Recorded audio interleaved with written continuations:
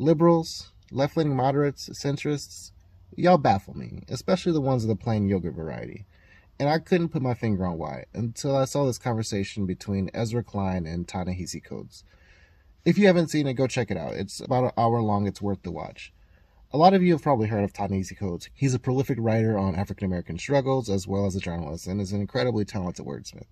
Just as many probably have heard of Ezra Klein, he's a left-leaning centrist who's an author and writer who's been a pretty prominent political editorialist.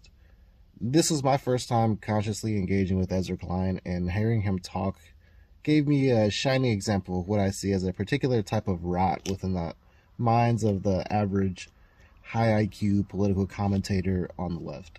Ezra Klein and many like him have lost touch with the human element of politics, and in a lot of ways they seem to have lost touch with what direction they want to go in general. This isn't to say that they can't intellectualize cause and effect, or that they simply don't know what effects are driven from the causes they support or ones they don't. This is to say they simply see politics as a game now. They're no longer seeing the end state being the positive effects of solutions on the lives of the people that they're seeking to affect. Instead, they're seeking pieces on a game board, shoring up strategies, manipulating and maneuvering. And this is all the pathology that's affecting those who are seeking to destroy using politics as well. But that's expected of the people that are trying to destroy using politics. When you see politics as a game, you start to lose track of the lives, experience, hardships, the struggles that have brought us to exist in this very moment. You start to ask what ifs and what abouts that erase people's sacrifices and reduce their work to nothing. You start seeking compromises in places where you hope to not see the repercussions of those actions because they're just going to be swept under the rug.